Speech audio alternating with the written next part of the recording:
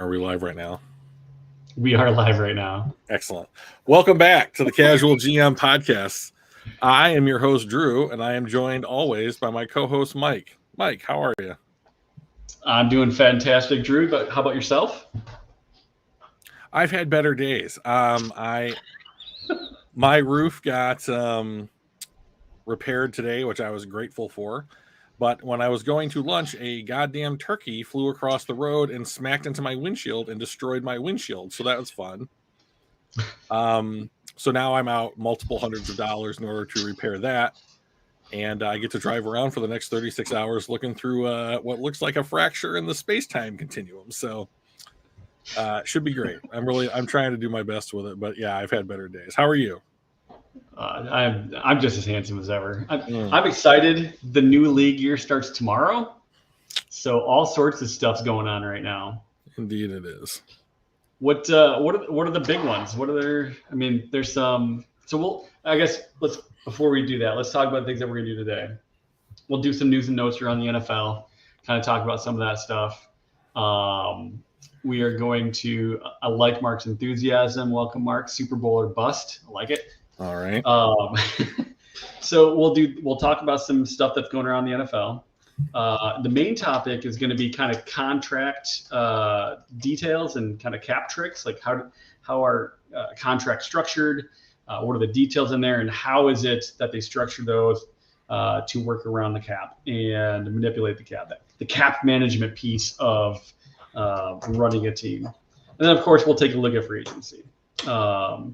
The initial 2-day window that's open tampering essentially has been going on the last couple of days, so teams could talk to other players that are not on their team, and a lot of news came out with that. So I guess, what are the biggies from that?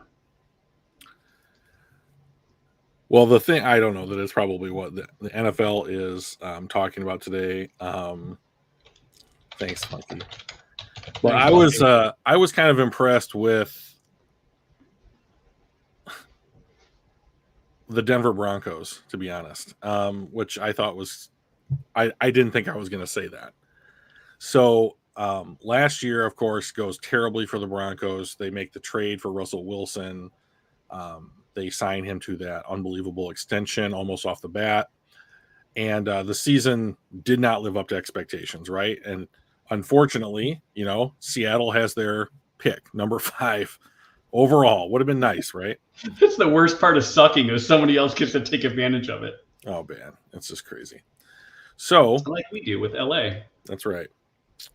That was a gift horse. So, some unfortunate things happened to Denver during the season, one of which was that their left tackle, Garrett Bowles, was hurt and didn't play in the majority of the season. So he is recovering nicely. He's coming back. He'll be ready for the start of the season. They went out and they signed Mike McGlinchey to a massive right tackle contract. They signed former Raven Ben Powers to play guard. And so they're clearly making an effort to strengthen their offensive line for Russell Wilson. They also went out and signed Zach Allen from the Cardinals, a defensive lineman, drafted as an edge rusher, moved inside. He's 25, made good on his rookie deal, and now he's cashed in with the Broncos. That's excellent.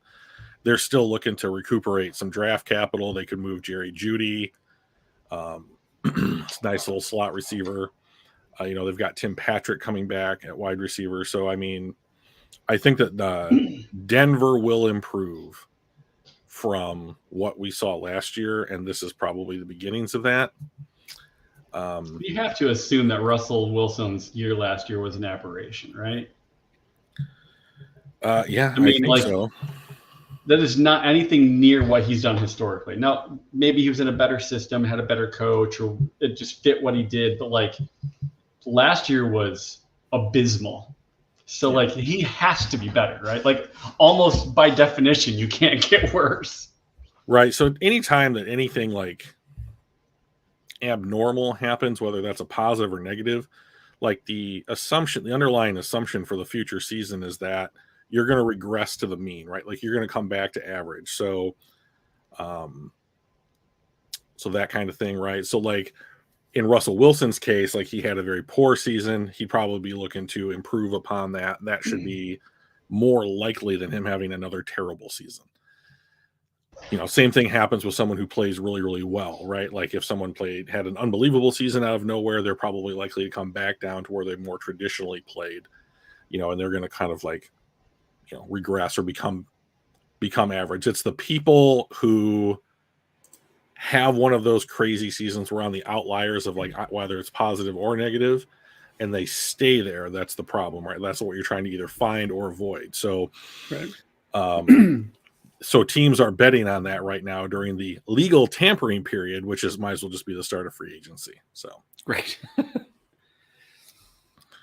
So what else? So let's Jalen, the big thing, right? Jalen Ramsey. Everybody's like Jalen Ramsey. So we should go for him. It sounded like we did make at least an inquiry about Jalen Ramsey, but it turns out that from what I've heard, and Albert Breer reported that Jalen wanted to play in Miami.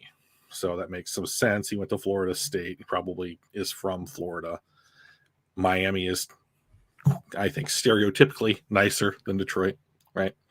So they ended up accepting that no state income tax is something that athletes have always, it has mattered to them, right? Because it's more money than what you're actually getting on the face value of it. Yeah. So it sounds like he just wanted to go play in Florida, right? And so whether or not we had a better offer, it sounds like the Rams were going to accept what the Dolphins had proposed. Now, so I am part of a Facebook group that you are a part of, and there was a lot of speculation about Jalen Ramsey.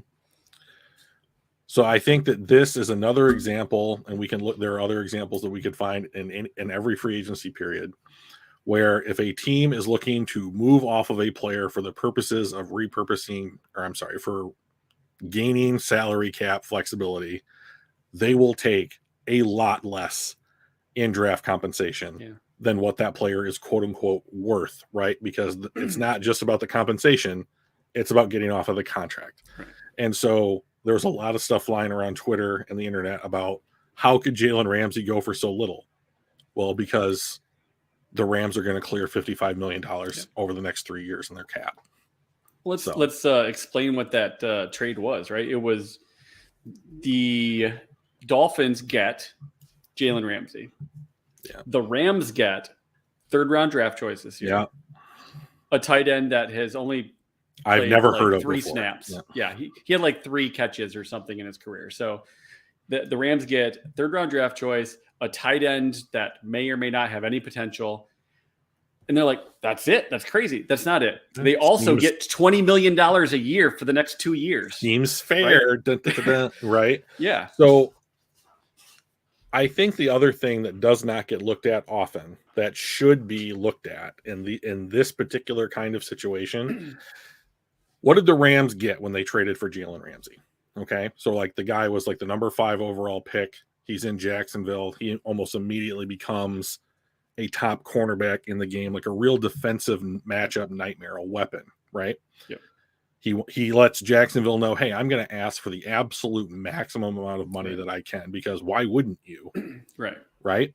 So he does. They don't want to pay it. They start looking for a trade partner. They end up getting the Rams to give them 2 first-round picks for the privilege of having Jalen Ramsey and his contract extension. Yeah. Yeah.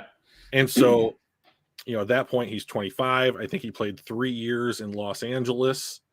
Los Angeles averaged paying him 2. Was it just 2 I years? think he only got 2 years on his 5-year deal. That's so the first year he might have been on his original contract and then did a 5-year extension. So I think he was in LA for 3 years, but only 2 on the 5-year extension. Right. So okay, so that makes sense. So yeah. So this is the other way to look at this situation for the Rams. The Rams gave up 2 first-round picks. Now, they are trading for a guy who is great at a position of value, okay? So that should be taken into account. But they get probably the last year of his rookie deal, and they got the first 2 years of his extension. I think I saw something that they averaged paying him right around 22.5 a year for the time that he was with the Rams. Yep. So now they've traded him, right? So now Miami, they are acquiring somebody who is now 27 or 28 years old, maybe 29 by the time the season starts, like in the fall. But they are going to, even though they took on all of his money, right? They are going to average. He cost something like 17 this year, 18 next year, 19 in the third year. So like, you have to weigh that benefit, right? Like we gave up a 3rd round pick. You will probably not get a player that is equal to what Jalen Ramsey is right now in the 3rd round of the draft. Are you paying for that guy? Yes. Are you paying less than like what the franchise tag is worth for a guy? Also probably yes. So like, was the draft compensation high? No. Was what you're going to be paying him per year high? No, not really. Is he a valuable member of like a defensive backfield for anybody? Yeah, he is. Yeah, he makes it. Would he have made the Detroit fucking Lions better? Yes, he would have made the Lions better. So it bothers me because I wanted him. B, on the team. I wanted him on the team. B, I thought that he would be relatively easy to acquire. Yeah. And then C, we could have afforded the money. Yeah. And he basically the 10th chose to go to Florida, right? Yeah, I the way I understand it was we were the other finalist, and he wanted to be close. He wanted to be in Florida specifically. Yeah. So they took less. Did he might have had a no trade clause? I don't know. Where he got to pick, or a limited no trade clause. Well, it sounds like that. To me what LA did with him is what Detroit did with Stafford, which was like, where do you we appreciate you. Yeah. We'll do kind of what you need. We'll show you the offers. We'll let you pick because we appreciate what you did, which is the way you should do that. That's how you get people to come to you in the first place, is to treat your outgoing people just as good as the incoming people. And like I respected Matthew Stafford while he was here. I think that at one point we could probably upgrade over Matthew Stafford. Yes, I did. However, he has always acted with the utmost in class. Yeah. Whether he was in Detroit, he never said anything negative in the press. He was always the quintessential professional. And even when he went to LA in that first year, like he came out with like a TG, what is it? Was it that T-Mobile commercial? T-Mobile, where he was sometimes you just gotta love where you came from or whatever, and like winks at the camera or whatever. You have a 12-year-old phone that you really loved, but Matt still cares about us, even though we fucked him over, like for a decade. So like, and to be honest, Goff is the same way. Goff is the same kind of guy from everything that I've seen. Like, I mean, he was our Man of the Year nominee this past year. So like, he's a good dude. But to your point, like, could we get better? Probably. Also, right? Exactly. So like, I have no problem. I want good dudes on my team, right? Yeah, I have no problem with Jared Goff. What's up, Steve-O? Off of the field, he seems like a decent guy. But do I want someone who plays the position better than him on the field? Yeah, sorry, Jared, but I do. So, but some other news and notes from around the NFL. I think notable things, QB carousel wise, like Jimmy G ends up in Las Vegas. They're probably unlikely to make a move now for a quarterback at the top part of the draft. Yeah. So the proposed Arizona Las Vegas trades can probably calm down a little bit. And I think there was a lot of good movement, but nothing that was like, this is seismic. This is going to shake the foundations of what the next NFL season is going to look like. It just seemed like it was, and I didn't think that the money was crazy. There's a lot more like 3-year deals than I thought there were going to be. I was more surprised about Derek Carr, to be honest, like the money he got.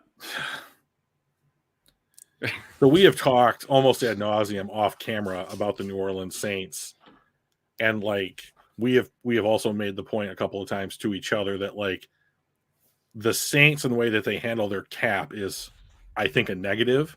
When you couple that with Mickey Loomis's near incompetence at being able to like manage a draft or like trade for any semblance of value off of any trade value chart that you could possibly have, it only compounds the fact because they're not. It's the exact opposite of what the Los Angeles Rams are doing, right? So like the LA is using a bunch of like mid to late round picks to fill out their roster cheaply, you know. But what's up, Bo? Sorry, you keep talking. I was just giving shout outs. It is Drew. Rudely interrupting, but giving out shout outs. No, that's fine. I don't recognize Bo's name. Welcome. He's Bulgarius. Or true. Gagrius. Yes. I can't read. Yeah. Anyways. That's why you talk. Yeah, I'm a way better talker. So, can't remember what I was saying. Anyways, I'm sure it was Saints cap. Sure bad. It was great. Bad. Saints cap. So, like, it's the exact opposite of the Rams, right? So, like, the Rams find contributors late that allow their cap to at least have some breathing room. Are they over every year? Yeah, because they make huge investments in core groups of players. And then they fill the roster out with like back end guys that can contribute. But the Rams just fuck that up. And then they don't have those back end contracts that can contribute. And, you know, you're still paying, you know, you're losing draft capital every year. Like you're extending guys and like investing in like poor position groups. And like, I like Derek Carr fine. I think Derek Carr is the quintessential average NFL quarterback. Yep. Maybe a little bit better. But what he got from New Orleans was, you should absolutely have taken it if you were Derek Carr. Oh yeah, because like, I mean, so far nothing else on the quarterback market has come anywhere close to what he got. So congratulations, Derek. Yeah, they'll probably look good in their uniforms too. So true. But they did get under the cap before today. They managed to shave $55 million that they were over. We'll talk about ways that they do that too.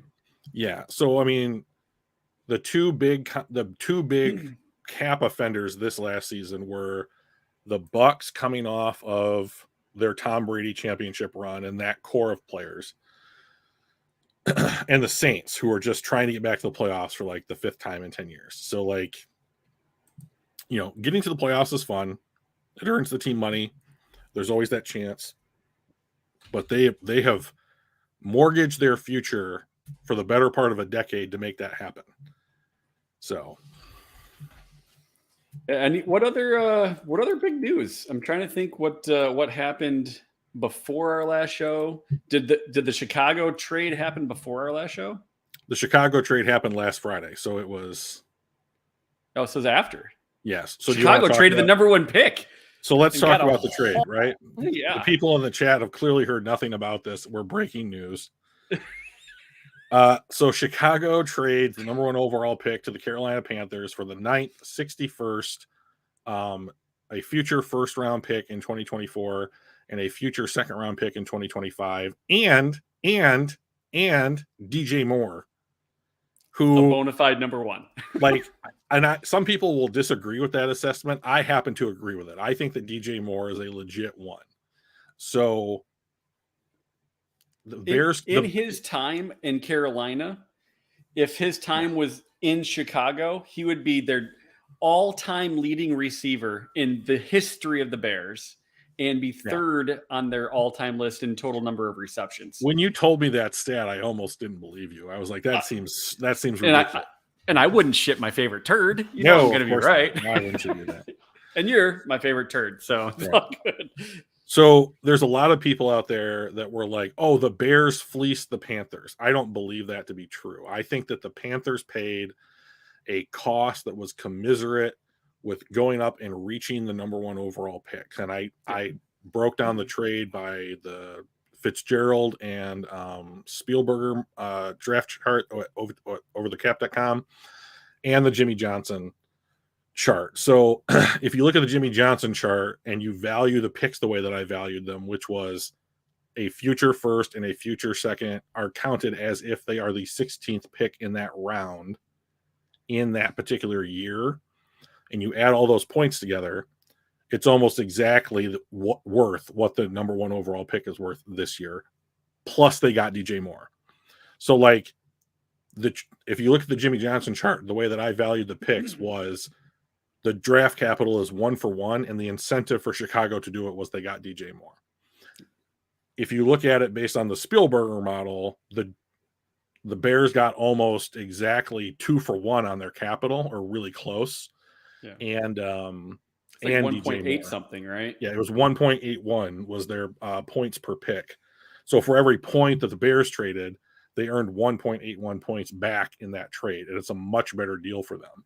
So depending on how you use your trade value charts, they either came out a little bit ahead with DJ Moore, or they came out way ahead with DJ Moore. Right. So I mean, like, the Chicago Bears got good value for that pick, no matter how you slice it. So the question to me is, and I'll ask you in the chat this: did Carolina get good enough value to move up from 9-1? I think the answer to that, and that's the way it always is in the draft, right? The answer to that is, does the pick pan out?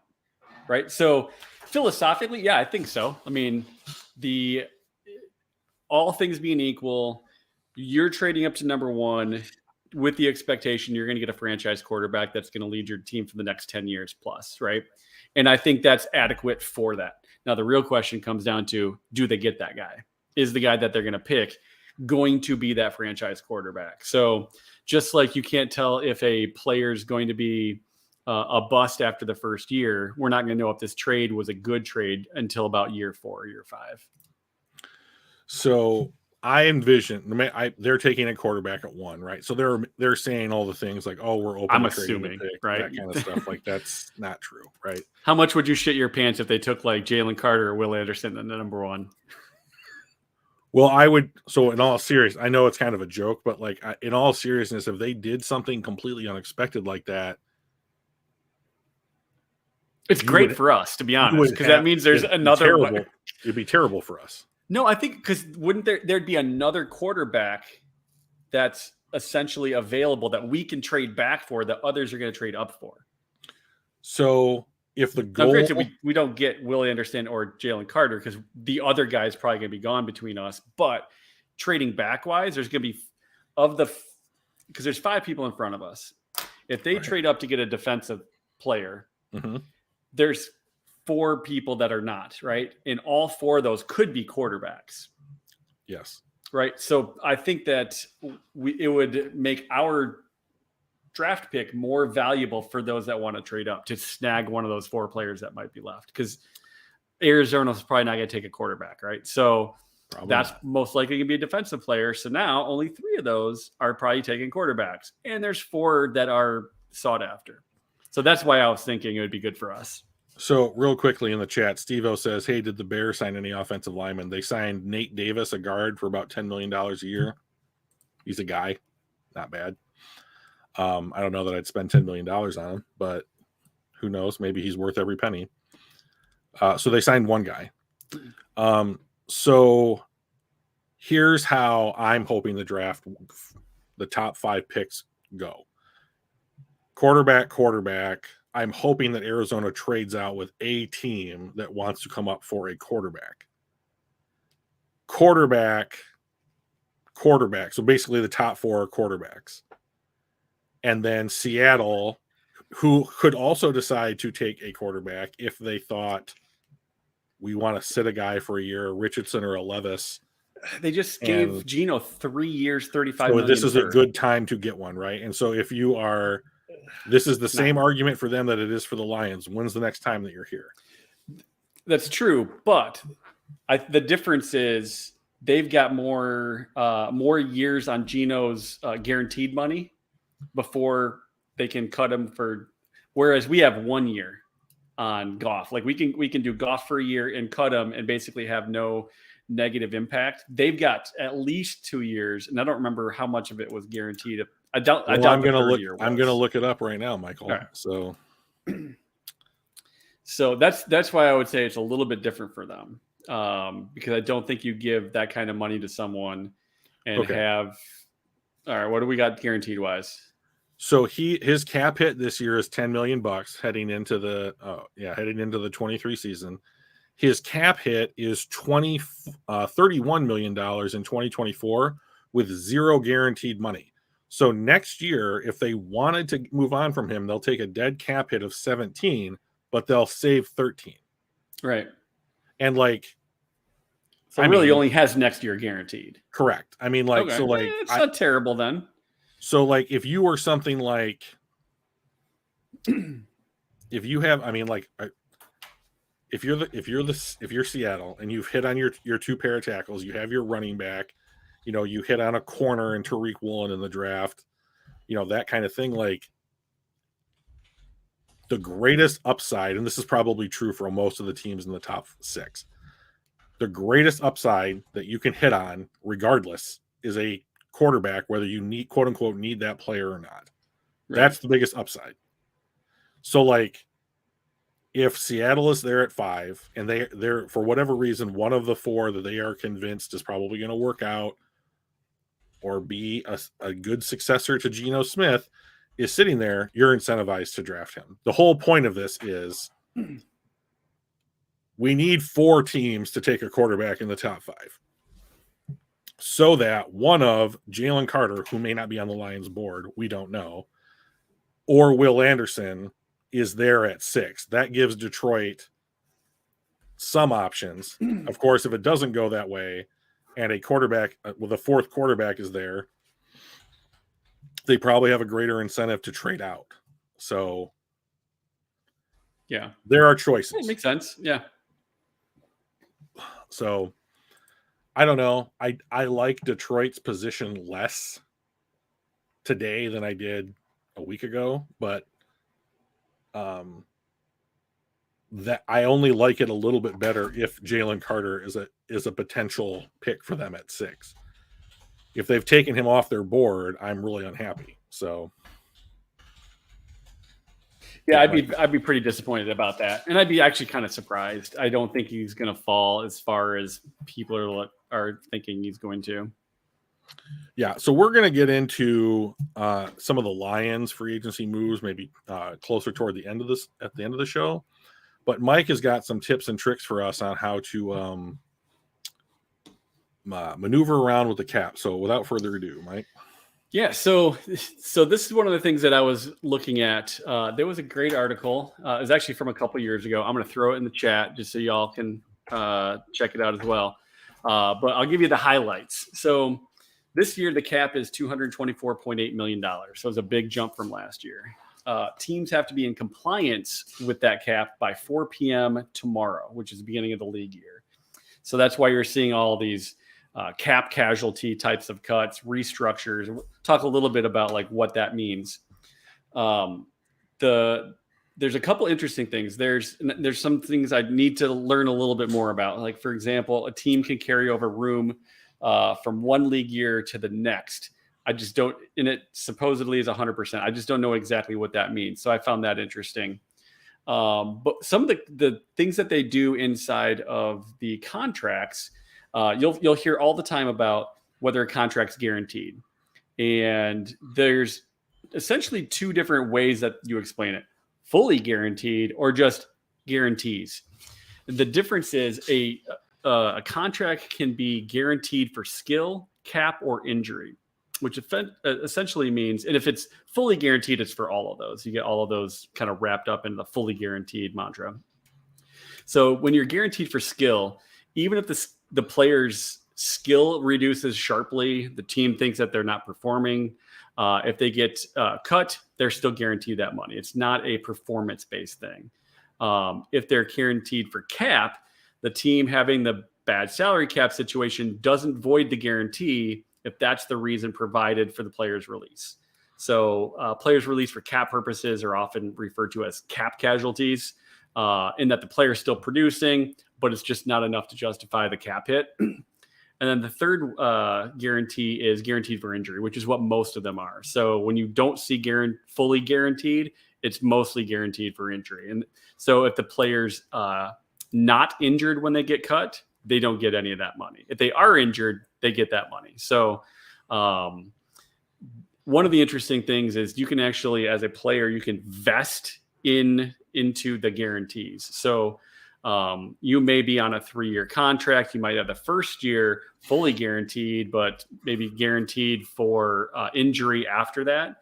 And then after that, and you can actually vest into a fully guaranteed after, say, year 2. which is why you find people getting cut before then, because they have to make the decision: do I want to fully guarantee this, or do I want to get out while the getting out's cheap? So, so that's kind of how they structure some of the contract pieces. So the components of the contract are going to be your base salary, how much you making every year, your prorated bonus, usually signing bonus, but they've also got option bonuses. The part that's important about the prorated bonuses is those are able to be spread out over the life of the contract up to 5 years. So your signing bonus, say you've got a $30 million signing bonus, and you can spread that out over 5 years of that contract. So it's only a $6 million cap hit over each of those 5 years. A roster bonus can be a lump sum, or it could be a per game. So for every game that they dress, they get a roster bonus, and it gets paid out as they play those games. And then the last piece to a typical contract are your incentives. The interesting thing on the incentives, because I always wondered about, well, when does that count against the cap? And incentives are essentially labeled as likely to be earned or not likely to be earned. And the way that they decide that is, say Nick Bosa has a incentive of 10 sacks. Well, if he only had 9 sacks last year, the incentive of 10 sacks is not likely to be earned. If he had 10 or more, then it is likely to be earned. So, and the difference is, and the reason that matters is, if it's likely to be earned, it counts against the cap right from the start. If it's unlikely to be earned, it doesn't count against the cap until they reach the incentive.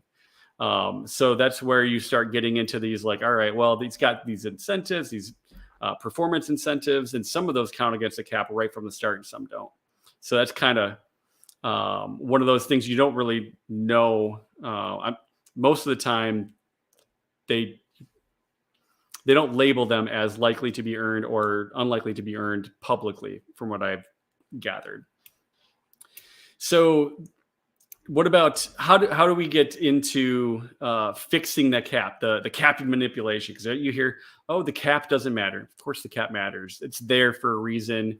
And that's why you're seeing all these restructures and cuts and that kind of stuff. So the types of tricks that they do for this is a restructure, which usually is taking that base salary, converting it to a front-loaded bonus, that prorated bonus that can be prorated over the remainder of the contract. So if you got a $30 million salary, well, they can turn some to all of that. I think they have to leave the league minimum at, I don't think they can do 100%. I think they can do all the way down to a league minimum. But they turn that into a bonus. They get that money right away. It's guaranteed, but yet the cap hit of that gets divided out over the remaining contract years. So that's how you start going and converting that base salary into something that doesn't count all against this year. Mm-hmm. The confusing one for me, up until Drew and I really kind of started talking about this and whatnot, was void years. I was like, what the hell is a void year? Essentially, a void year is a year tacked on after the contract is over that the player doesn't have to play that year, but it gets to be used as a landing spot for some of that prorated bonus. So say you've got a contract that you've got 3 years left in that contract, they can add up to 2 void years on it and then take that salary or that signing bonus when they restructure it and split it over 5 years instead of the 3 remaining in the contract. The downside to void years are you're paying them those 2 years, or it's marked against your contract, your cap, those 2 years, but you're not getting their services, right? So they're kind of kicking the can down the road. Extensions kind of combine that whole restructure with void years, because a lot of times what you'll do is you'll take that, you'll extend them 2 years. Now you can stretch that, give them a big signing bonus to give them the money that they want guaranteed. You stretch it out over multiple years, you lower your cap hit. So it's to me, it's really interesting with some of those different tips and or different tricks that they do to try to get under. The other one I thought was kind of, doesn't happen as much as I probably think it does, but there's a veteran minimum benefit. So like they're in the CBA, there is a league minimum based on your years of service. So your rookies get a minimum of X, your 1 year, players get X plus one kind of thing. Right. And then I think the top end is 7+ years. So if you've been in the league 8 years, your minimum is the same as a 7-year guy, but more than a 6-year guy. If you have accrued 7 seasons. Yes, accrued seasons. Yeah, so an accrued season, you have to have 6 games that you've played in or been active for. You can't sit out because you're upset about your franchise tender and accrue a season. Correct. Yeah, you have to play in at least 6 games. So that's also, you don't get an accrued season if you're injured after week 5 and don't get to go again. That doesn't count as accrued season. So that is important. But one of the interesting things on the cap management side is the veteran minimum benefit. Say you're a 4 or greater year, maybe you're a 7-year veteran. The example in the one article in the article that I linked to was a 4-year veteran.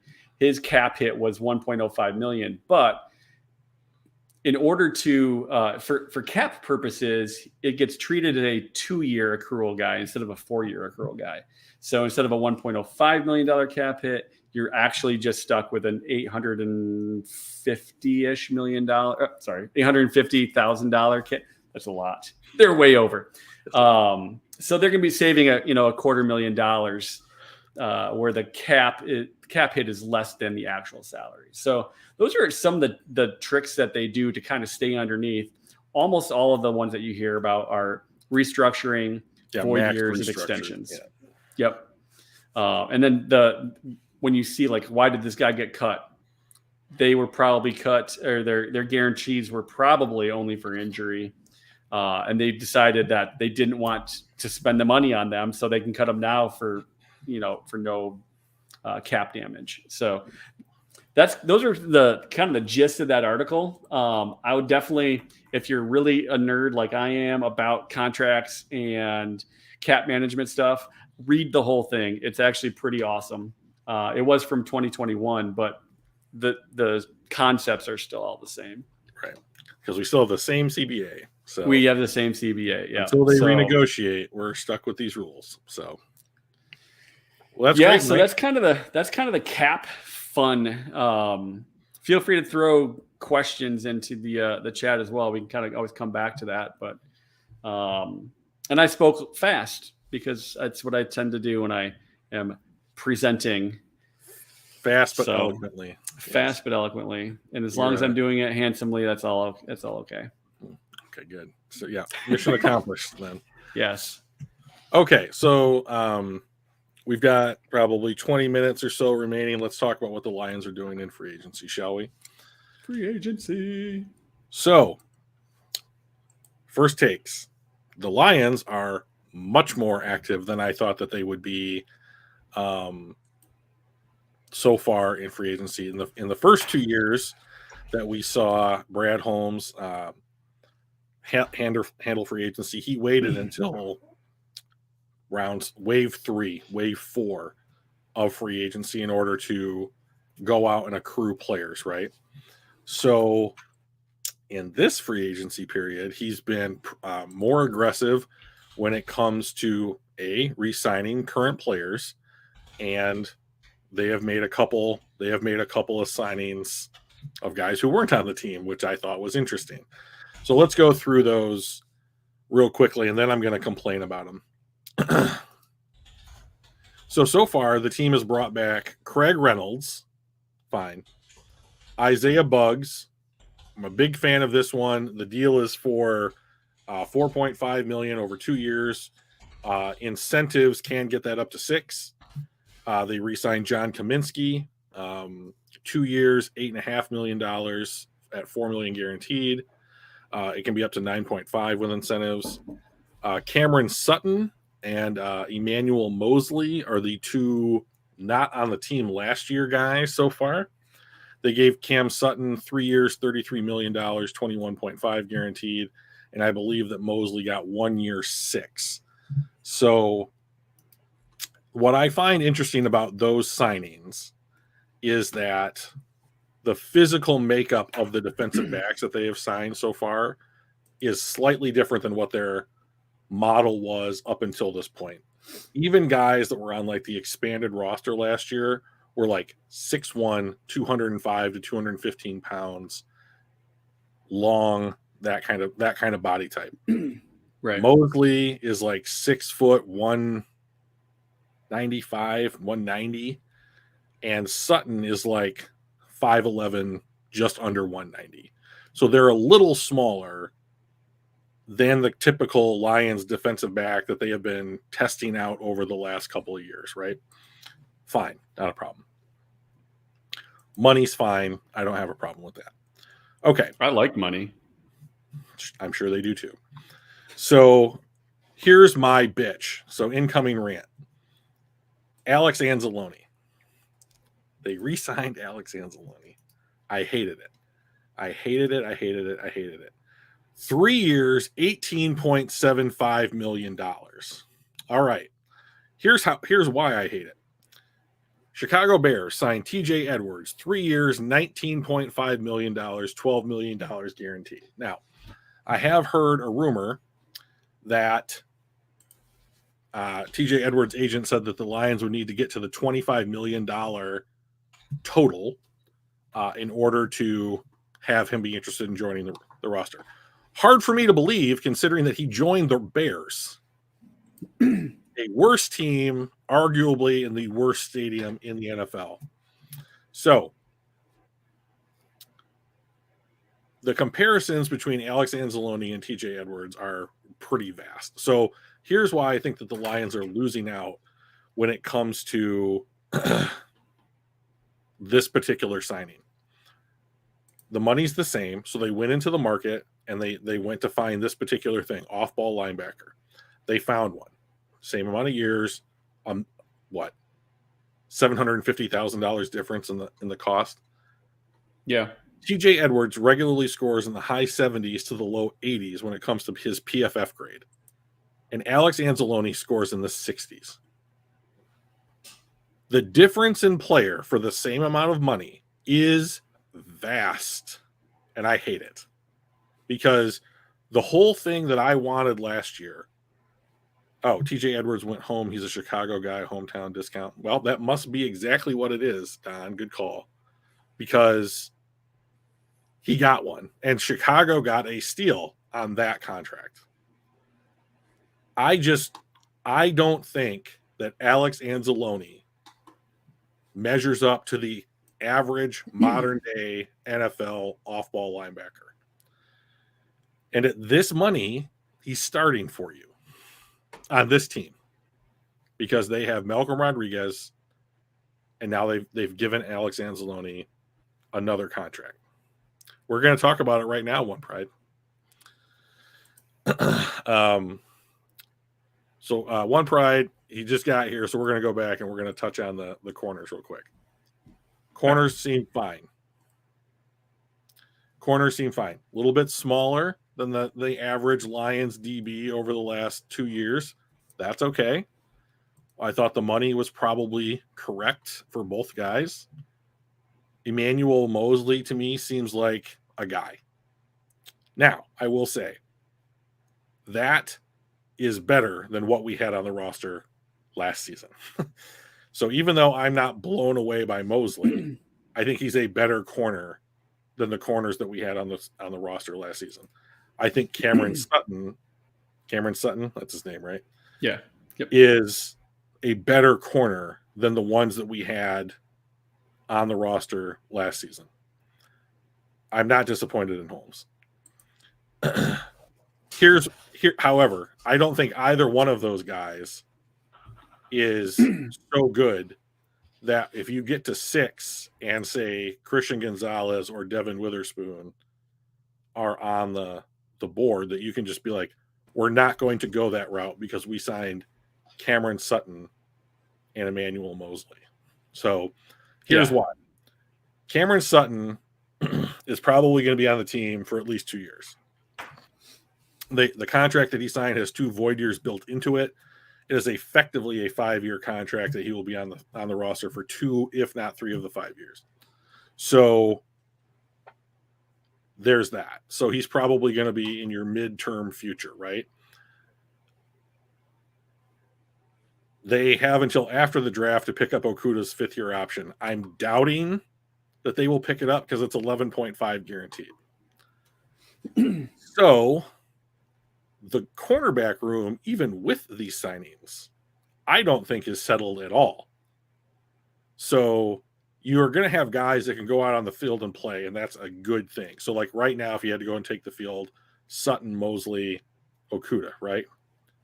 Hunky dory. You've got Chase Lucas, you've got Jerry Jacobs as your primary backups or special teamers or whatever, and you can Will Harris. Win. Oh God, don't forget Will Harris. Can't forget that. It's rumored that they brought back Will Harris, which just makes me. I'm going to wake up screaming. So that's probably why the ACL tear on Mosley is probably why he cost $6 million. You know, you're getting a discount for a guy. So like if he's ready to go, you get him for 1 year for what? Less than he would otherwise have gone for on the market, I'm sure. But like what this feels like to me so far is you are putting short-term solutions at this particular position group to allow yourself flexibility in the draft. As my voice breaks, I'm 40 years old. So that to me is what they are doing, which I'm fine with. I think that they are already better at the position than they were last year. And if you have a corner that you took at 6 or 18 or 48 or 55 or wherever it is, and that guy wins a day one job, whether it's in the slot or maybe even on the outside over Okuda, who knows, you finally have better depth, right? But like this position will eventually be locked down if and when they decide to draft a cornerback. So, because he'll be guaranteed a 4-year deal. So, unless they cut him. So, I think that this is a good signing. We're starting to plug holes, right? So, like the two biggest needs for the Lions up until this point is defensive tackle and cornerback. They signed 2 at each position, Kaminsky and Buggs, plus Mosley and Sutton. So, I think they're off to a good start in free agency. They're still sitting at about $20 million, I believe, under the cap if the numbers are up to date. So they're technically haven't really spent that much money yet in free agency compared to what they had when they went in. So you could still make moves. And there's some guys out there that I wouldn't mind having on the roster. So, I mean, we'll see what happens. So there were some other free agents as well, right? So we re-signed Ross Pierschbacher, the center, as a depth piece. We re-signed Craig Reynolds, running back. Matt Nelson, the tackle, was re-signed. Thank God. I mean, we need some depth there, and I do want to make sure that tackle is not a position that we're SOL in if one of our starters get hurt. Great. Yes, I don't want. So, like, to be honest, so if one of the starters gets hurt and Matt Nelson has to come in, it's better than not having a guy playing. Well, I mean, I don't know the last time that a team had an injury at a position and just didn't have someone go out there and play it. So, right.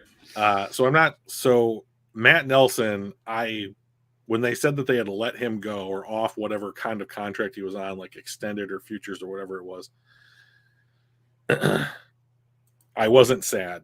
I'm not sad that they brought him back because I'm sure it's for like the minimum, but he's not a piece. Like he is he's an replaceable. Emergency situation kind of guy. Fine, whatever. Yep.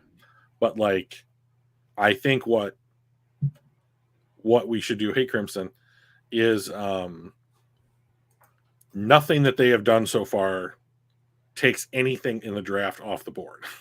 Correct. So yeah, I still think like backup offensive line, corner, defensive tackle, all still unchanged from where it was this time last week. Yeah, and they offered contracts or tendered offers to the exclusive rights free agents. Anthony Pittman, linebacker, both tight ends, Brock Wright and Shane Zylstra were Yep. both tendered. Benito Jones and the long snapper Scott Daly all got tendered the RFA contracts. I don't know if they've listed as being signed or whatnot, but they've been tendered, which is good. That means we get to match should they try to go somewhere else. Sure. So let me challenge someone in the chat here real quick. Steve-O, Do it. if they chose Darnell Wright at 18, where's he playing? Because are you going to sit a first round pick? So Darnell Wright is which position for those He's that a are tackle or guard from Tennessee. okay? So I would imagine that Steve-O said that with the intention in mind that he would take over for right guard and then be available at either tackle spot if an injury would have occurred. So if I've got that wrong, Steve-O, you let me know. But effectively, he's the Vitae replacement, right? So here we are, new league years tomorrow. Vitae is still technically on the team, right? They restructured his deal, so he's taking less money. So let me take a look at that real quick. And the question is, to me, do you want to take that guy at 18, or do you want to just get a guy in the second, third, or mid rounds? So I think so. Like to me personally, like I would be looking at if you're looking at a guy to come in and not play immediately, I would be looking at it at say so. Like remember, we have 5 picks in the top 100. That's So, like, great. I would be looking at something like pick 55, pick 81, something like that. So I thought that I heard that there was Joey. I thought that I heard that there was something in the works to reduce his number because he's going to count 12 against the cap this season. So, but nothing's been done yet apparently. So maybe that's just a rumor at this point. So he says I would start Wright at guard and backup tackle, also starting tackle of the future. I think Wright is going to be a hell of a player. So he could very easily be correct. I mean, there's nothing to say that Darnell Wright will not be a great player in the NFL. And we see teams do this pretty regularly where they draft a guy who could be a tackle or a guard. You get the first year or two at guard, and then your cap situation dictates that you need to make a change. They move over to tackle, and now they're kind of drafted for what you expected them to be, right? So that's certainly a situation that could occur.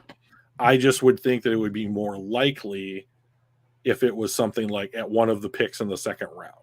And I think that would probably be unlikely that Wright would make it to the second round. I think Steve is right here about like how high on Wright that he is. I think that he's probably going to end up being a first round selection. His position, certainly, if teams believe that he can be a tackle, he's probably going to go in the first round. So yeah, and I mean he could replace Vitae, and then next year maybe that's when you cut Taylor Decker or trade him right for value, and then move him over to left, or move Penei Sewell over to left and slide Wright over to the now open right tackle spot. So it does provide us a little bit of options down the road too. So next year, 2023, Taylor Decker counts 19.3 against the cap, only 2.5 in guaranteed money, but like you can't cut or trade him because you would eat it. So 2024, he counts about the same, 19.1 against the cap, but now you would take a $9 million cap hit to cut or trade him. You would save a little more than 9 on the cap. So right. 2024 looks like the first opportunity to move on from Taylor Decker profitably, unless he falls off a cliff or gets injured, right? So before or after? So after this next season? Yeah. So, so he's going to play this season at 19.3, and then heading into his 2024 contract, that's when it would be profitable to cut him. So this time next year, you're probably still going to have to, like, if you wanted to cut him, you'd have to post June 1 him. Yeah. So like ultimately, I do think that he's probably on the team for the next 2 seasons. Then his contract would have run out, and you only have his remaining void year on the salary cap. Yeah. So Yeah, I am just Crimson. I am just glad they didn't overpay for a corner. Like, it just is going to depend on how he plays, right?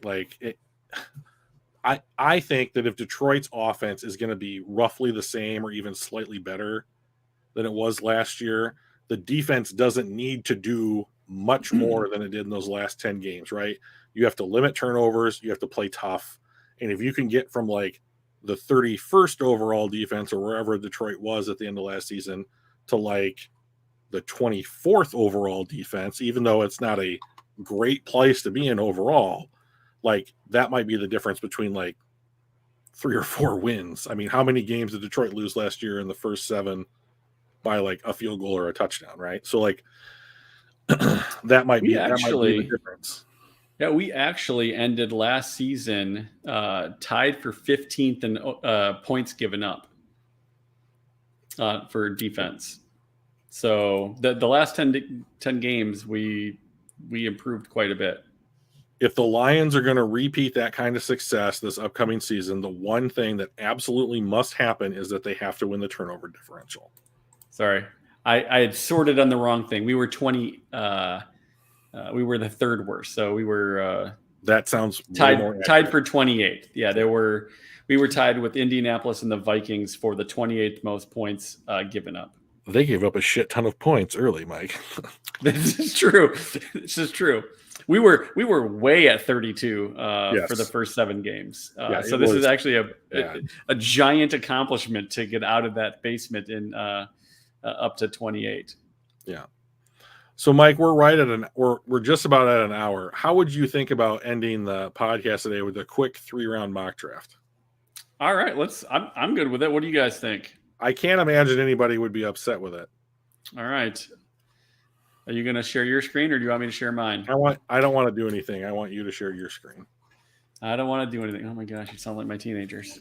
All right. What PFF mock simulator? Yes, please.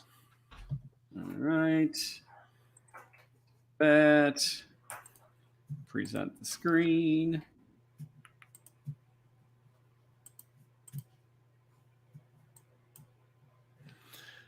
Yeah, I agree, Joey, but like how much are you going to pay for a backup guard?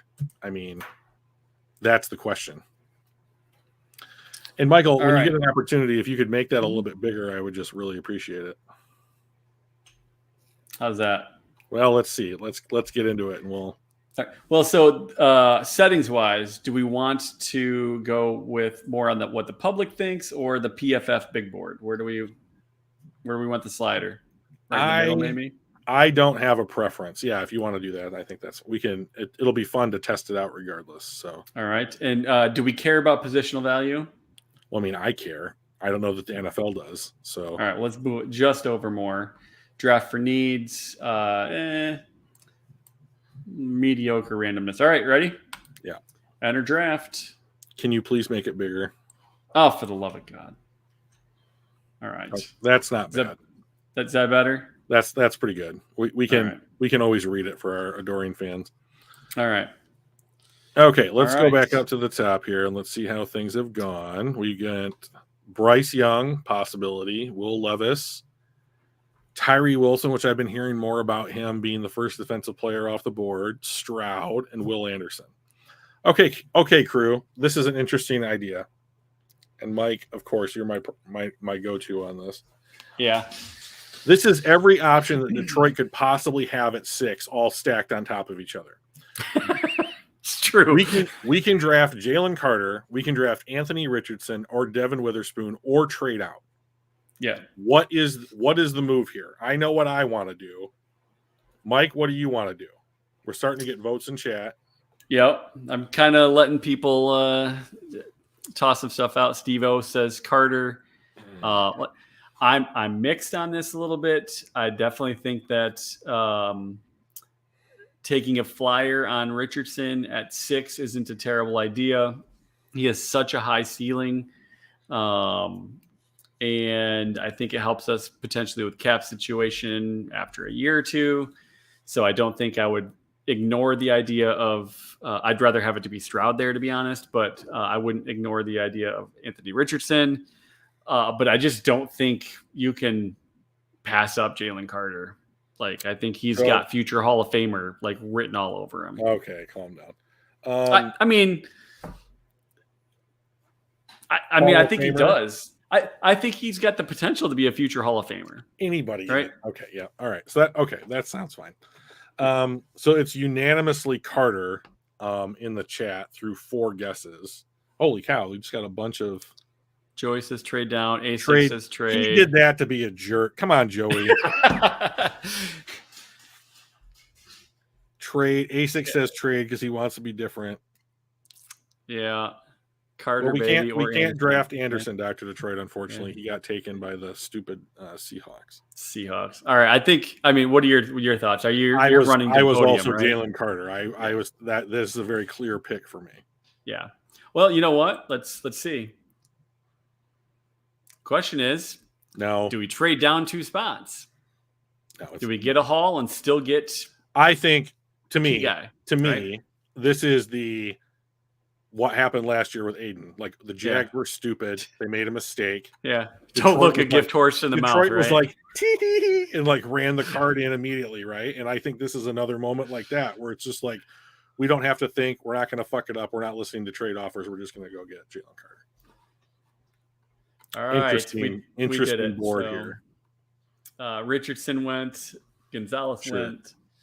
Not a lot of surprise there yet. Brian Branch was the guy that I wanted. I've mocked him a lot. Yeah, me too. Okay, let's take a look. Mike, can you please scroll down slightly? Yeah. Is there someone? Oh, Bijan Robinson's there. Michael, stop. Don't hate because I'm beautiful. You did that and hilarious, me, and I hate. I did. So, okay, so let's click on the trade button and just see how far we would have to trade. 27. That's probably farther than you're comfortable with. There are definitely tiers to the draft, right? And the quality of the players. Crimson, you're real close to getting kicked out of chat. Either be constructive or don't. Zako, you're right there with him. Stop it. Carter and Bijan. I will not have it. I will not have it. All right. Let's talk about this for real. For real. So I think, we just got a stud on the defensive line in Carter. Yep. Yes, we just acquired a couple free agent cornerbacks. They're okay. They're good, right? I think they make our team better. But I think it's still the worst position on our team, right? So Bijan Robinson is a blue chip player. Sure, but he can be a blue chip from the second or third. Joey Porter, I think, again, makes the worst part of our team better. Like, I would go cornerback here.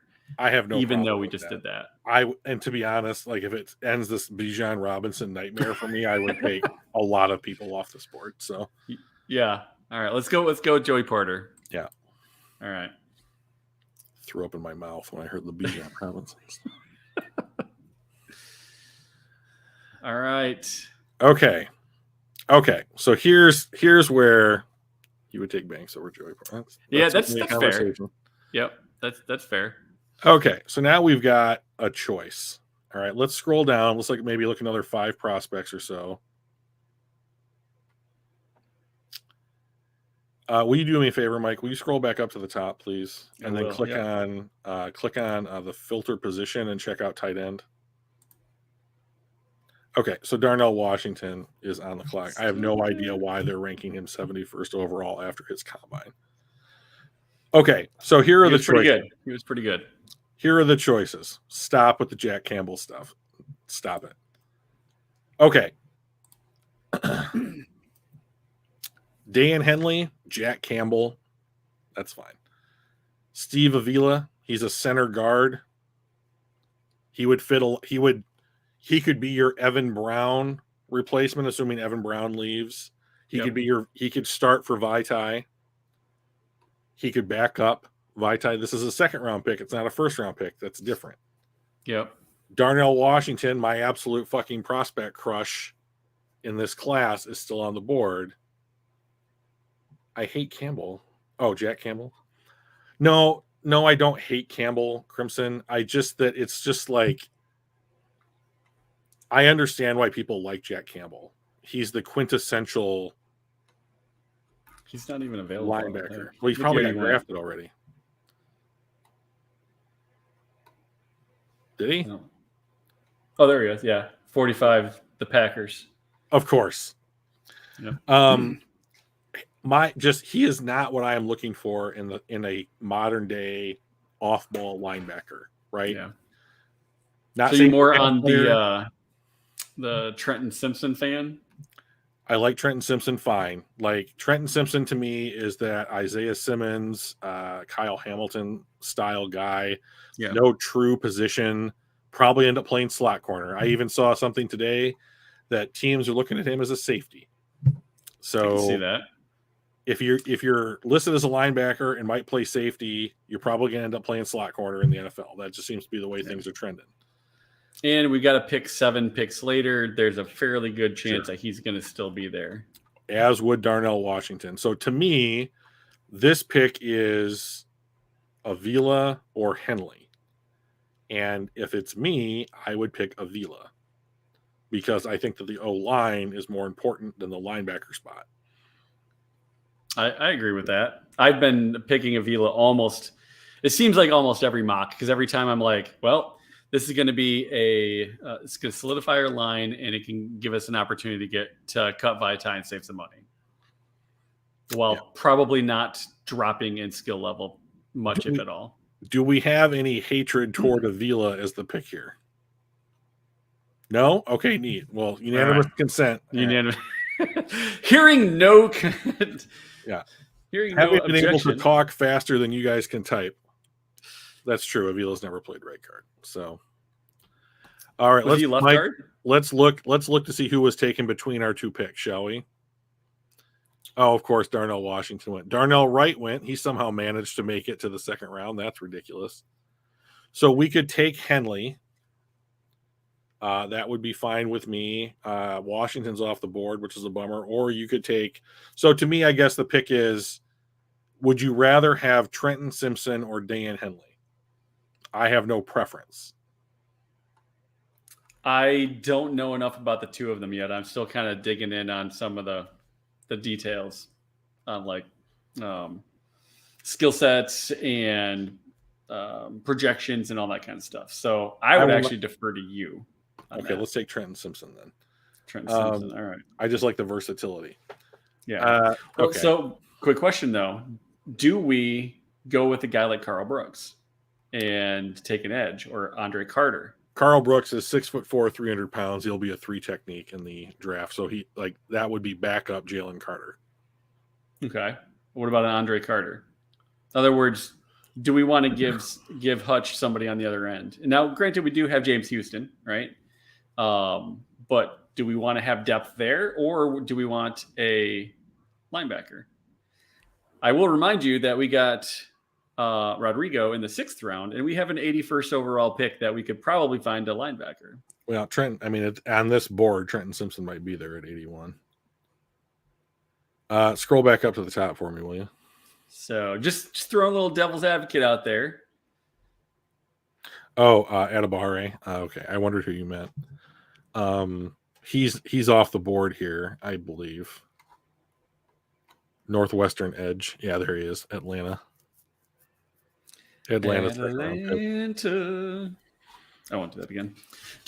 All right. So what do you think? Do we want to go with an edge, or do we want to stick with Simpson and go Simpson? So right now, the Lions have Pascal, Hutch, Houston, Okwara, and Harris still on the team.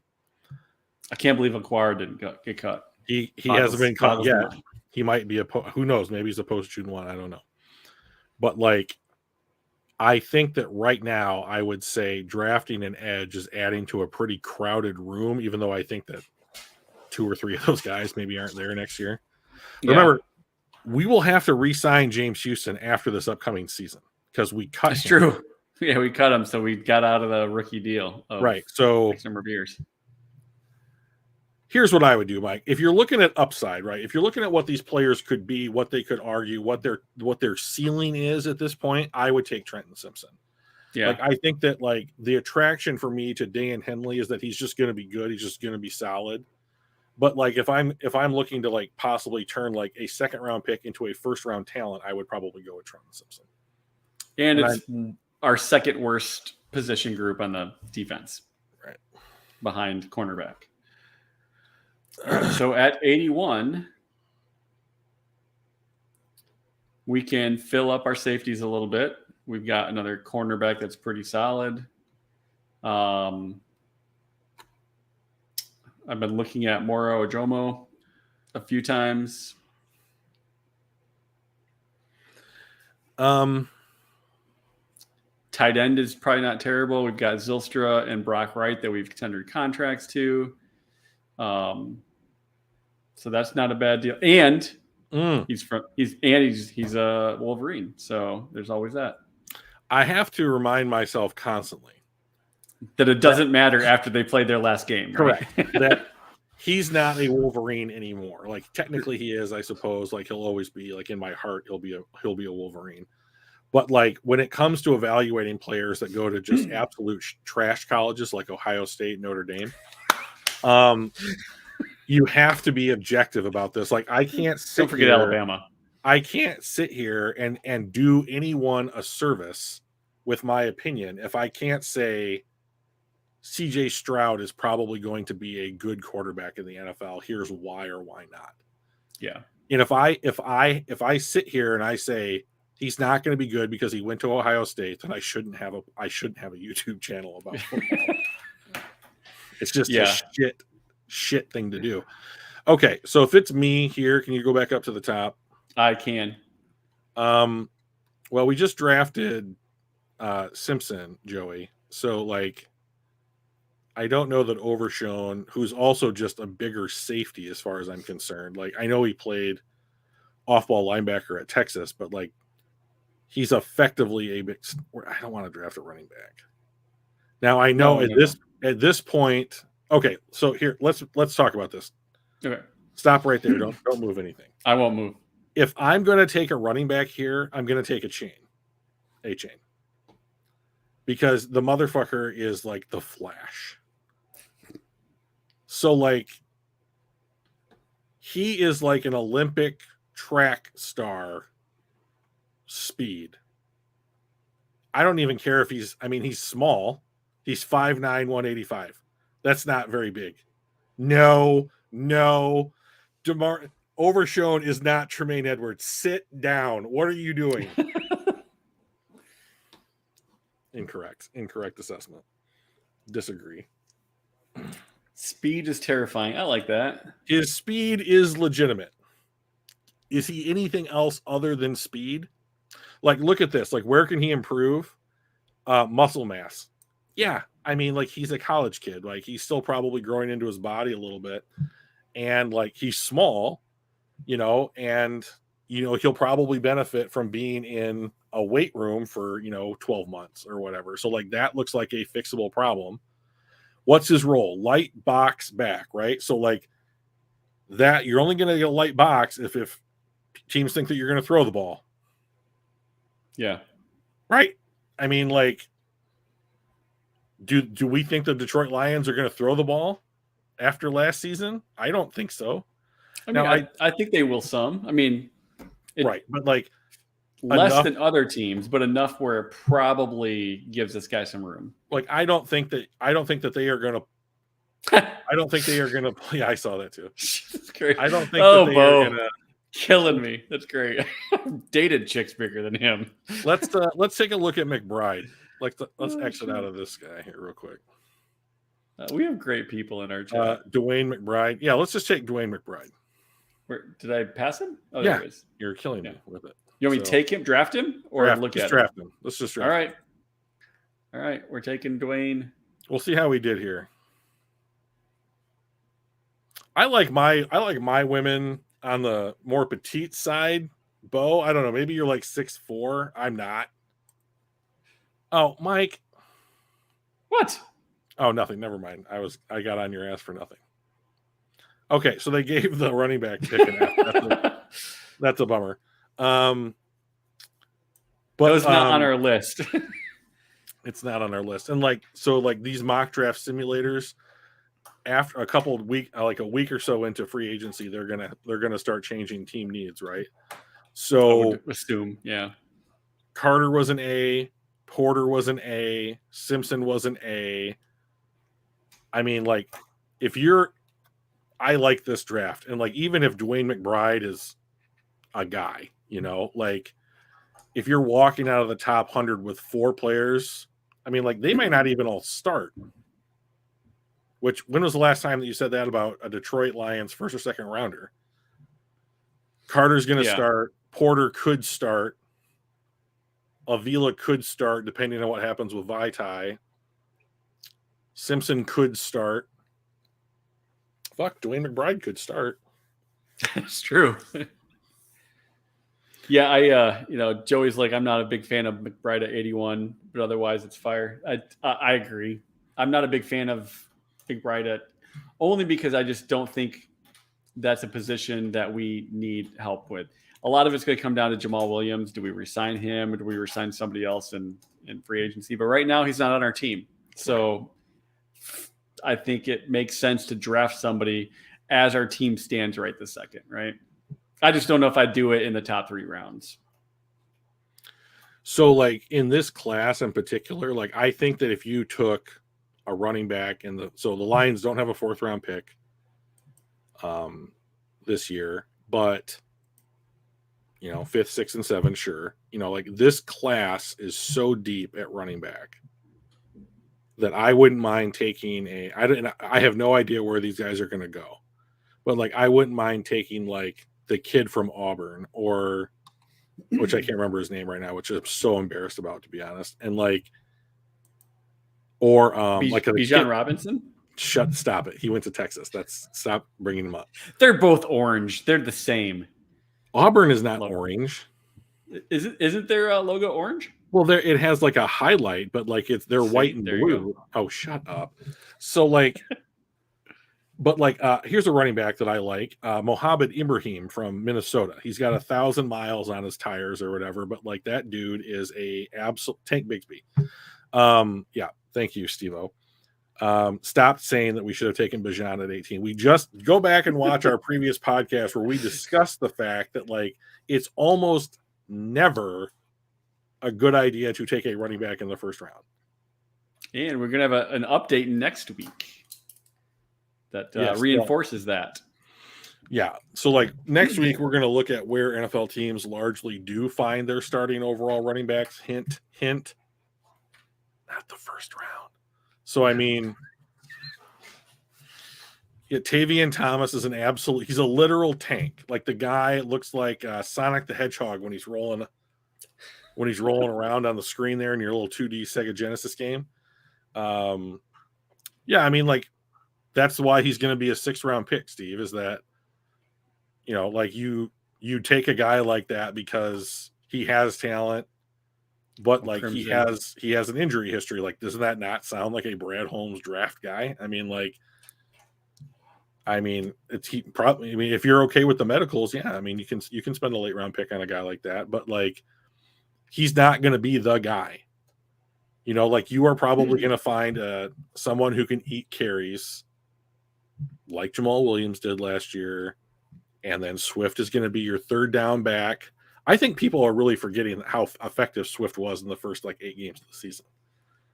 He was pretty good. He started off on an absolute tear, and then it came off the rails like it has in the past or whatever. But my opinion is this year, get a guy late that can eat carries. And if you head into next season and you decide to let DeAndre Swift go to free agency, I don't know that I would mind taking a guy 2nd or 3rd round, depending on what the class looks like. But I don't want to draft Bijan Robinson because the NFL chews up and spits out running backs at a pretty quick rate. And I don't want to use a 1st round pick to do that and immediately be paying that guy top 10 running back money in the NFL when he hasn't taken a snap. So Yeah, Crimson, I'm surprised you didn't make a comment. He said, but Barry was a first rounder and that worked out okay. Barry Sanders is a Hall of Famer and is not the standard that you will draft all running backs by. The GOAT. Yeah. In my opinion, the greatest running back that played. Now, I didn't watch Walter Payton play, but I did watch Barry and Emmitt Smith play. That's when I was coming up. And like Emmitt lasted longer, but like Barry was the better athlete and the better running back as far as I'm concerned. Yeah, and it is a different era. He is not a Hall of Fame talent. Here's a fun question. Like, what would it take for a running back in the modern era to make the Hall of Fame? Are they going to be able to play long enough to approach any of the all-time rushing records? Is Derrick Henry going to be top 5 in yards? I mean, Derrick Henry's being shopped. Like, right. He's probably the best running back in the league right now. He's right up there. And the team doesn't even want him because of the most likely cost, right? Right. I mean, cost versus value. One of the things we were going to do today was like potential trades the Lions could make to upgrade at certain positions, but we just ran long and I didn't want to talk about it. But like, he's one of the guys that like, if Jalen Ramsey just went for a third to unload contract, would the Detroit Lions not upgrade at running back for Jamal Williams if they sent their 5th round pick to the Titans? Joey, if we ever hang out, Joey, it'll be at one of those bars where you can get in like the inflatable boxing rings with the oversized gloves, and we are just going to throw inflatable boxing gloves at each other because it's just like, it's insane. So like, but let me give Joey some credit here. Christian McCaffrey is not only his team's number 1 rushing option, he's also like their number 3 receiving threat. I mean, if you want to give me somebody like that, now let's also remember Christian McCaffrey has an injury history. The difference between him and DeAndre Swift, as far as their injury history is concerned, not significantly different, in my opinion. Is Christian McCaffrey the better player? Yep. So, like, let's not confuse what I just said with that. But, like, you're willing to live with Christian McCaffrey's injury history because of his versatility that he adds in the offense. And he's on the perfect team for him. That offense is perfect for him. By the way, as the guy that's clicking through and can pop things up, I'm going to highlight the chats that make me laugh. And Bo dropped another great one. Bijan behind this line will get more yards than a landscaping company, and that makes me giggle. That's great because I'm a dad, and that's a very dad joke-ish. Sure. Yeah, that's anyway. True. Will you highlight Steve-O's last comment? I want to respond to that real quick. CMC was worth the 7th overall pick, and the Panthers got a haul of picks for him. That's correct. I will counter with Leonard Fournette. Your move, sir. He was worth the 4th overall pick and is awful. So if we're going to talk about taking running backs in the 1st round, I think that I've got a list of guys that's going to stack up pretty well. How about this? I raise you a Trent Richardson. So, or let's see, or a Clyde Edwards-Helaire. I mean, who missed 35% of his games, and they drafted a replacement while he was only 2 years into his contract. Can you tell me what the term standing means? I see this all the time now, and I have no idea. It must mean like that I'm positive about it. Fournette was the 4th overall pick to Jacksonville. Oh, he wasn't worth the 4th pick. Right, because he's a running back. You know what we'll do? We'll do a quick review because I'm not sure how many. I don't know if Steve-O was here. Bo, this is Bo's first time, so welcome, Bo. But this is the thing that we talked about last week, I think. Last week or 2 weeks ago. Last week. And these were in the last decade the running backs that went number 1 overall. The number of games they missed, what percentage of potential games they missed and how many of them actually got second contract and total years with the team. So like over the last 10 years, especially the last 5, your first rounders are missing anywhere between, on average, you're gonna miss 27% of your games, or approximately 1 season out of your rookie contract. Right. And many of them, like Clyde Edwards-Helaire, they replaced him with Isaiah Pacheco, and he's a defense in depth, but you don't draft a defense in depth guy like that for in the first round. That's Zeke those got are later replaced rounds. primarily by Tony Pollard. Like this is happening. Saquon Barkley, he did get the franchise tag, which I thought was kind of absurd, but I guess if you're going to throw Daniel Jones $40 million, then you might as well do this to Saquon Barkley and help him out for the first year. Like Saquon was electric coming out of college, right? And people talked. I mean, so Bijan Robinson is the best prospect to come out at running back since Saquon Barkley, and Saquon went 2 overall. Now I think the circumstances were different in Saquon's draft than it is for Bijan's draft, and we don't know where Bijan Robinson's going to be drafted yet. Would he could go top 10? Would the Bears take Bijan Robinson at 9 to pair him with Fields? I mean, maybe. I mean, it just depends on their philosophy, right? And if they feel like he's worth expending that pick on. But if you look at the guys that have gone the highest, Trent Richardson, Ezekiel Elliott, Leonard Fournette, Saquon Barkley, and Christian McCaffrey, the guy out of all of those running backs that is maybe the best, has had the best career to this point, is Christian McCaffrey. Yeah. What are we going to measure this by? I mean, if you want to go by money, Ezekiel Elliott's made more money than all those guys. I mean, Leonard Fournette has a title, but Trent Richardson was out of the league and just over a year and a half or something? 2 years? A total of 46 games. Yeah. I mean, and so only the first season was with his team. He got traded after his first year. He got traded 3 games into his second year. Yeah. So he played something like 20 games for them. But has Josh Jacobs worked out? Maybe. I mean, he's certainly a guy that they hand the ball to. He was effective, especially this past season. Has Saquon worked out? Once again, injury history. Leonard Fournette didn't work out. Ezekiel Elliott, his contract is now a detriment to the Cowboys.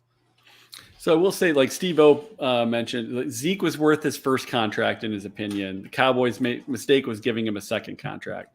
Yes, I would generally agree with that. But my question, I guess my counter argument is it worth drafting someone in the first round that you are most likely not going to give a second contract to?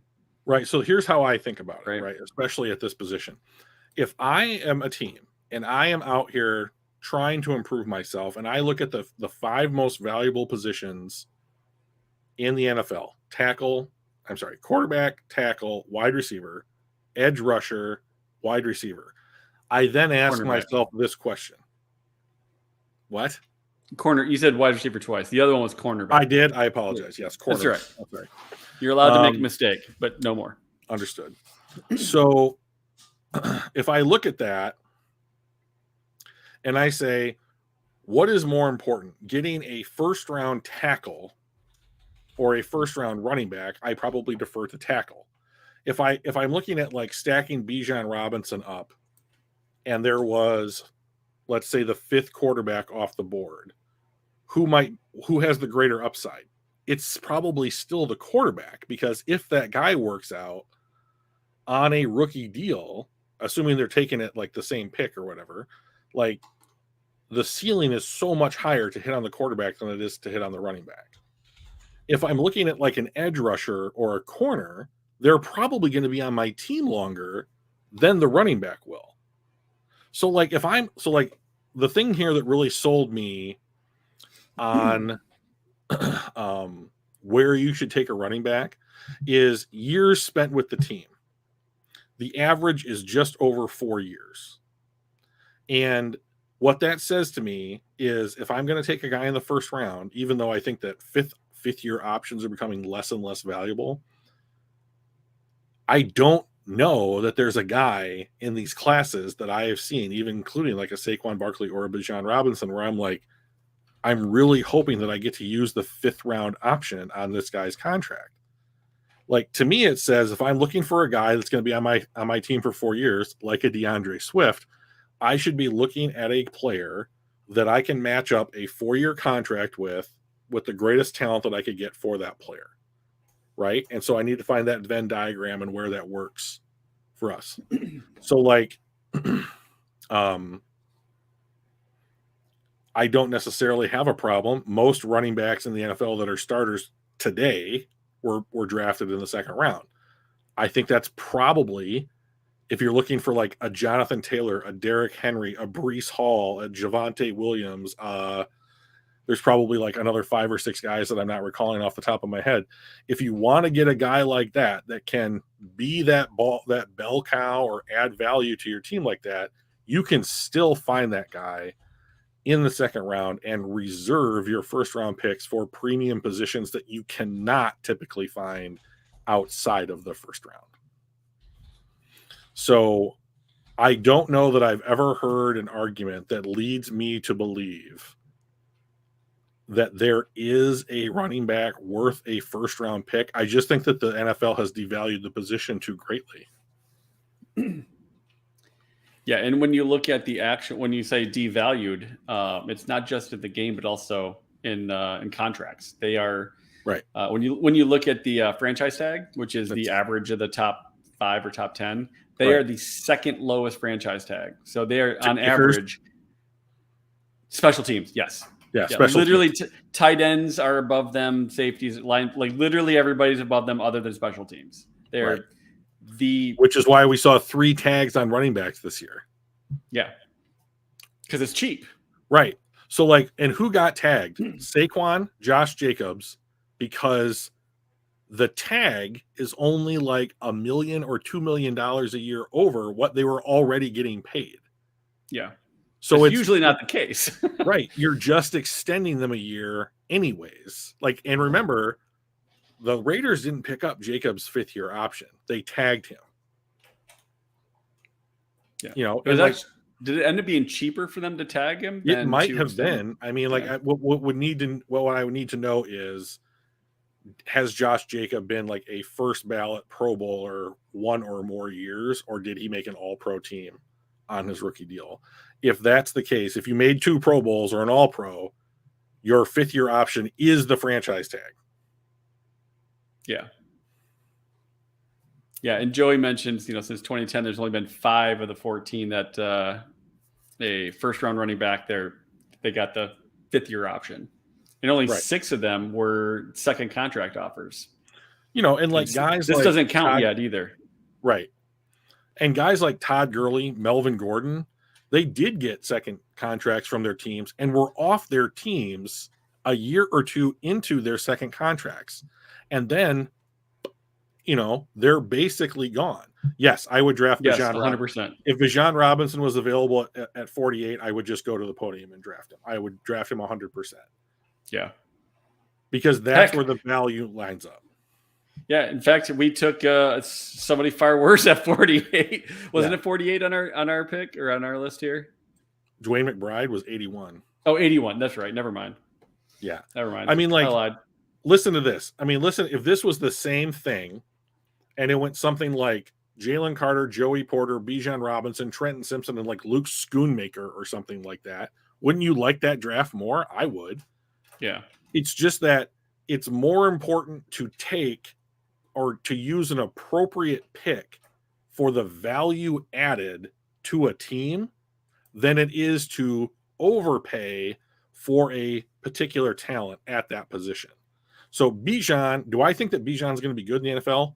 Yes, I do, unequivocally. Assuming he doesn't get hurt, right? Yeah.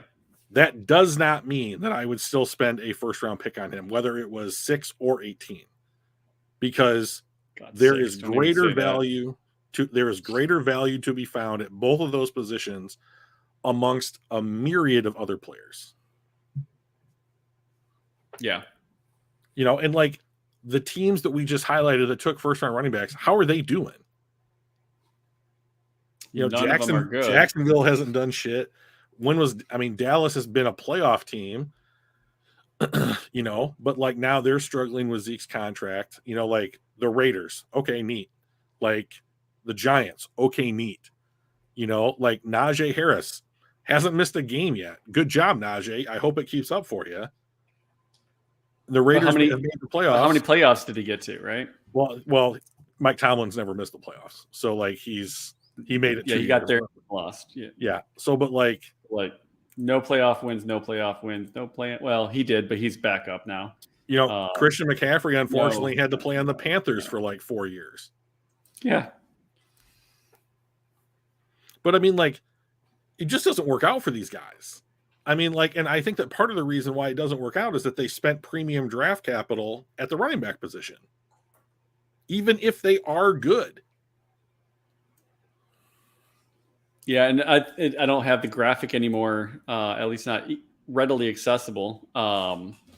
But you know, we showed the average or the highest paid running back for each of the last 10 Super Bowl winners, and they spiked at like $2.5 million for their best running back, and most of them were in that like $1.5 million range. They're all running back by committee and the lower end types of thing, just because they do the running back position gets chewed up and spit out. So why put all of your money into one guy that gets chewed up when you can just have 3 of the same level guys and they can just be interchangeable throughout the entire process?